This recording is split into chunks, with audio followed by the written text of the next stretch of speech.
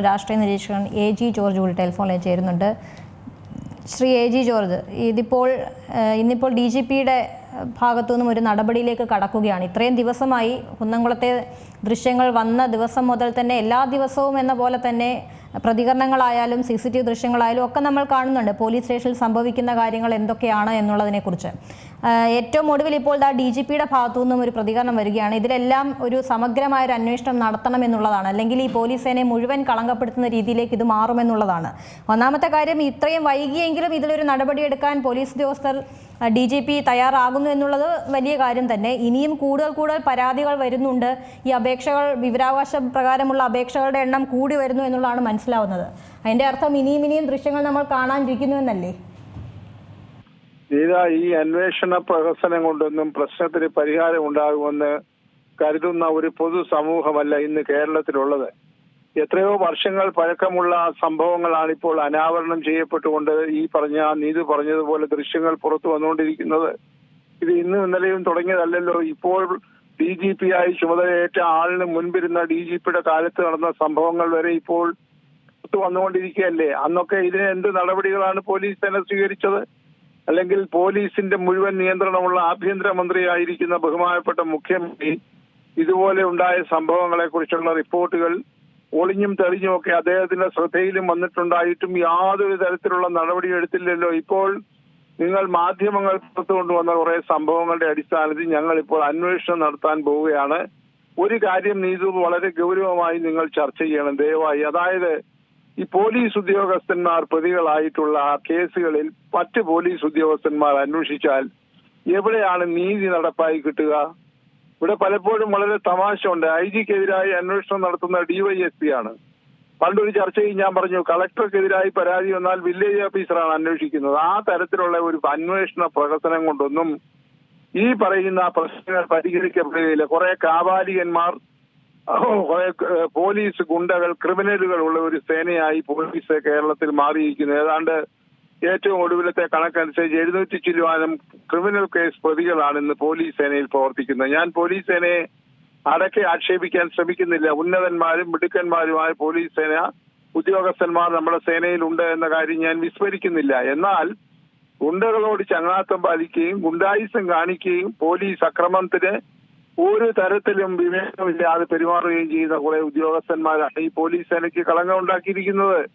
അപ്പൊ ഇപ്പൊ അന്വേഷണം നടത്തും. പുതിയ DGP ചുമതല ഏറ്റിട്ട് അധികം ആയില്ലല്ലോ. അദ്ദേഹം 2 കൊല്ലം ഇവിടെ നിൽക്കും. അദ്ദേഹം എന്തെങ്കിലുമൊക്കെ ഇതുപോലെ അന്വേഷണം നടത്തും.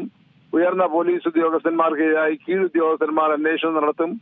എന്തെങ്കിലുമൊക്കെ കാട്ടിക്കൂട്ടിയതിനു ശേഷം ആളുകളുടെ കണ്ണിൽ പൊടിയിടാനായിട്ടുള്ള പരിപാടി നടത്തുമെന്ന കാര്യത്തില് യാതൊരു സംശയമല്ല. ഇത്രയും സംഭവങ്ങൾ ഉണ്ടായിട്ട് ഈ പോലീസ് വകുപ്പിന്റെ ചുമതലയുള്ള ആഭ്യന്തരമന്ത്രി കൂടിയായിട്ടുള്ള മുഖ്യമന്ത്രി എങ്ങനെ പ്രതികരിച്ചു എന്ന് നിങ്ങൾ ഒന്ന് അന്വേഷിക്കാത്തതെന്ത്? മാധ്യമങ്ങൾ വളരെ വലിയ കാര്യങ്ങളൊക്കെ ആണല്ലോ പുറത്തു വന്നുകൊണ്ടുവന്ന് പൊതുസമൂഹത്തിന്റെ ശ്രദ്ധയിൽ കൊണ്ടുവന്നിരിക്കുന്നത്. അത് വലിയ കാര്യം തന്നെ, നിങ്ങളെ പ്രശംസിക്കുന്നു. പക്ഷെ മുഖ്യമന്ത്രിയുടെ പ്രതികരണം ഒന്ന് കിട്ടാനായിട്ട് നമുക്ക് ആർക്കും കഴിയുന്നില്ലല്ലോ. അദ്ദേഹം എന്താണ് അടിയന്തരമായി പോലീസിന്റെ മേലുദ്യോഗസ്ഥന്മാരുടെ ഒരു സമ്മേളനം വിളിച്ചുകൂട്ടിയിട്ട് അവർക്ക് ഓരോരോ മേഖല തിരിച്ചു കൊടുത്തിട്ട് അതാത് മേഖലകളിൽ വരുന്നതായിട്ടുള്ള കേസുകളെ സംബന്ധിച്ച് അന്വേഷിക്കുകയും വളരെ ശക്തമായിട്ടുള്ള നടപടികൾ എടുക്കുമെന്ന് പൊതുസമൂഹത്തിന് ഉറപ്പ് കൊടുക്കണ്ടേ? ഇപ്പൊ സ്വന്തം പാർട്ടിയിലുള്ള ആളുകൾ പോലും കിടന്ന് നിലവിളിക്കുകയാണ്. ഇപ്പോൾ ഏറ്റവും കൂടുതൽ കണ്ടല്ലോ, അടൂരുള്ള ഒരു DYFI പ്രവർത്തകനെ അവരുടെ മാതാപിതാക്കൾ പറയുന്നത് പോലീസ് തല്ലിക്കൊന്നു എന്നാണ്, തല്ലി ചതച്ചു കൊന്നു എന്നാണ് പറയുന്നത്. അതുപോലെ തൃശ്ശൂർ നടന്ന സംഭവങ്ങൾ ഞാനെല്ലാം വിസ്തരിക്കാൻ ആഗ്രഹിക്കുന്നില്ല. എത്രയോ സംഭവങ്ങളാണ് ഇപ്പോൾ പുറത്തു വന്നുകൊണ്ടിരിക്കുന്നത്. അതുകൊണ്ട് ഈ അന്വേഷണം നടത്തിയിരിക്കാൻ പോകുന്നു. അന്വേഷണം ഉടനെ പ്രഖ്യാപിക്കും. അന്വേഷിച്ചു കഴിഞ്ഞാൽ പോലീസ് ഉദ്യോഗസ്ഥന്മാരുടെ മേൽ നടപടിയെടുക്കും. നമ്മൾ കണ്ടതാണുള്ള നടപടി. നേരത്തെ ഈ പ്ലാറ്റ്ഫോമിൽ തന്നെ പറഞ്ഞാണ്, പല പോലീസ് ഉദ്യോഗസ്ഥന്മാരെ ശിക്ഷിക്കുന്നത് നേരെ സ്വന്തം വീടിനടുത്തുള്ള സ്റ്റേഷനിലേക്ക് സ്ഥലം മാറ്റിയാണ്. ഇതൊക്കെ ഒരു പ്രഹസനമല്ലേ? എത്ര പോലീസ് ഉദ്യോഗസ്ഥന്മാരെ ശിക്ഷിച്ചിട്ടുണ്ട്? ഞാൻ നേരത്തെ പറഞ്ഞത് ആവർത്തിക്കുന്നു. പോലീസ് ഉദ്യോഗസ്ഥന്മാർക്കെതിരെ പോലീസുകാര്, ക്രൈംബ്രാഞ്ച് ആകട്ടെ, വിജിലൻസ് ആകട്ടെ, അന്വേഷണം നടത്തിയാൽ കൊണ്ടെത്തുമെന്നാണ് വിചാരിക്കുന്നത്. അതുകൊണ്ട് ഈ അന്വേഷണം ഒരു പ്രഹസനം തന്നെയാണ്. അതിനേക്കാൾ സങ്കടകരമായ ഒരു കാര്യം കൂടെ ഞാൻ സാന്ദർഭികമായി പറയട്ടെ. അതായത്, ഇവിടെ ഒരു പോലീസ് കംപ്ലൈന്റ് അതോറിറ്റി എന്നും പറഞ്ഞൊരു അതോറിറ്റി ഉണ്ട്. ഒരു റിട്ടയർഡ് ജസ്റ്റിസ് ആണ് അതിന്റെ അധ്യക്ഷൻ. അദ്ദേഹം 2 ദിവസം മുമ്പ് പറഞ്ഞത് നിങ്ങളുടെ മാധ്യമം റിപ്പോർട്ട് ചെയ്തില്ല. എന്താ പറഞ്ഞത്?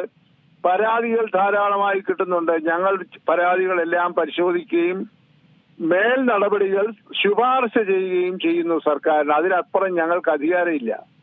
കാരണം ശുപാർശ ചെയ്തു കഴിഞ്ഞാൽ അത് നടപ്പാക്കേണ്ടത് സർക്കാരാണ്.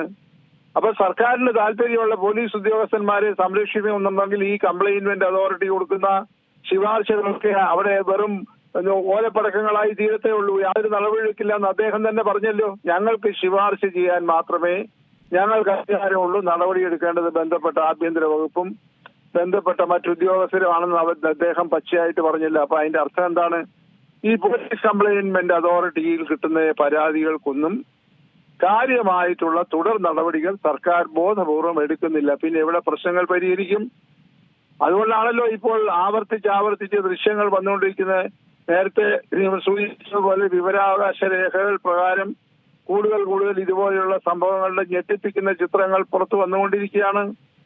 അതിന്മേൽ എന്ത് നടപടിയാണ്? ഇനി ആകെ കൂടെ 9 മാസമുണ്ട് ഈ സർക്കാരിന്റെ കാലാവധി. അപ്പോഴത്തേക്ക് തന്നെ 2 തെരഞ്ഞെടുപ്പുകളെ നേരിടാനുള്ള ഒരുക്കത്തിലാണ്. ഇപ്പോ അയ്യപ്പ ആഗോള സംഗമം, പിന്നാക്ക സമുദായങ്ങളുടെ ആഗോള സംഗമം, ഇങ്ങനിപ്പോ ആഗോള സംഗമങ്ങളും ഓണക്കാഴ്ചയും ഓണക്കളിയും ഒക്കെ നടത്തിക്കൊണ്ടിരിക്കുന്ന സർക്കാരിന് ഇനി ഈ കാര്യത്തിലൊന്നും മേൽ നടപടി എടുക്കാനായി സാധ്യമല്ല.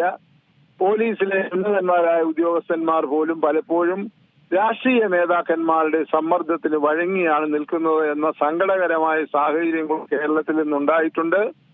അതുകൊണ്ട് ഈ അന്വേഷണം എന്ന് പറഞ്ഞ് ആളുകളെ പ്രീതിപ്പെടുത്താനായി, ആളുകളുടെ കണ്ണിൽ പൊടിയിടാനായി നടത്തുന്ന പ്രവർത്തനങ്ങളിലൊന്നും പൊതുസമൂഹത്തിന് കാര്യമായ വിശ്വാസം ഇല്ല. വിശ്വാസ്യത നഷ്ടപ്പെട്ടു പോയി. ഇവിടെ അടിയന്തരമായി പ്രതികരിക്കേണ്ട ആഭ്യന്തര വകുപ്പിന്റെ ചുമതലയുള്ള ബഹുമാനപ്പെട്ട മുഖ്യമന്ത്രി അതിശക്തമായി നടപടിയെടുക്കാനുള്ള കർമ്മപരിപാടികൾ ജനങ്ങൾക്ക് ബോധ്യമുണ്ടാകത്തക്ക വണ്ണം നീതിപൂർവം എടുക്കുന്നുണ്ടെങ്കിൽ മാത്രമേ എന്തെങ്കിലും നടക്കുകയുള്ളൂ എന്നാണ് സാധാരണ ജനങ്ങൾക്ക് വേണ്ടി ഞങ്ങളെപ്പോലുള്ള ആളുകൾ നിരീക്ഷിക്കുന്നത്. ശരി, വളരെ നന്ദി ശ്രീ എ ജി ജോർജ്, വളരെ കൃത്യമായി തന്നെ വിവരങ്ങൾ നൽകിയതിന്. ഏറ്റവും പുതിയ വാർത്തകളും വിശേഷങ്ങളും വിരൽ തുമ്പിലറിയാൻ സീ മലയാളം ന്യൂസ് എല്ലാ ഡിജിറ്റൽ പ്ലാറ്റ്ഫോമുകളിലും ലഭ്യം.